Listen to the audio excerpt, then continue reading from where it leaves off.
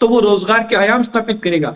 आप सहबाज एक बात और बताता हूँ, मैं देश का प्रधानमंत्री जब भी बनता है वो यूपी और बिहार के मतों से ज्यादा बनता है, क्योंकि वहां से निकलते हैं ये प्रधानमंत्री की पोस्ट। और आप देखिए यूपी और बिहार के लोग ही दूसरे राज्यों में सबसे ज्यादा काम करने के लिए जाते हैं, ये अपने राज्यों के अंदर कभी काम नहीं करते। और कैसे कह सकते हैं कि राजस्थान में हम परिवर्तन की लहर ला देंगे? ये कांग्रेस और बीजेपी एक ही थाली के चट्टे बट्टे हैं। आम आदमी पार्टी क्या सक्षम है? आम आदमी पार्टी क्या सक्षम है राजस्थान में सरकार बनाने जा रही है क्या, या फिर किंग मेकर बनेगी? मैं जवाब दूंगा, मुझे पता था ये सवाल उठकर आता है हमारे पास। आम आदमी पार्टी एक छोटी सी पार्टी थी, ये सबने कहा ये छोटी सी पार्टी। हमने दिल्ली के अंदर शुरुआत की, हमने दिल्ली के लोगों से जब चर्चा की, लोगों से हमने उनकी भावनाओं को समझा कि ये लोग चाहते क्या हैं, तो हमने वहां पे सरकार बनाई। और वही उसका परिणाम ये रहा कि हम पंजाब में, जब पंजाब के अंदर इन बड़े बड़े रिश्वतखोरों की दुकानें बंद की और वहां पर पंजाब के अंदर मान साहब की सरकार बनी, आम आदमी की सरकार बनी, आम आदमी की सरकार बनी थी। और इन्हीं पार्टियों के बड़े बड़े रिश्वतखोरों को घर में भेजा था। राजस्थान में, अब मैं राजस्थान में आ रहा हूँ।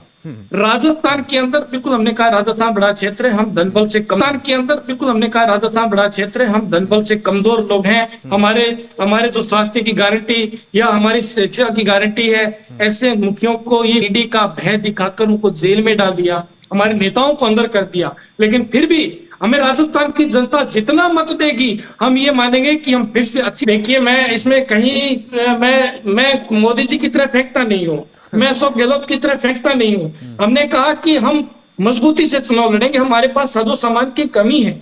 बिल्कुल हमारे पास अच्छे कार्यकर्ता हैं, लेकिन उनके पास धनबल नहीं है। हमने जितने लोगों को टिकटें बांटी, आप देखिएगा कि वो बहुत ही मध्यम घर से लोग हैं, उनके पास इतना सामान नहीं है कि वो बूथों पर जाकर लोगों के लिए धनबल की व्यवस्था कर सके।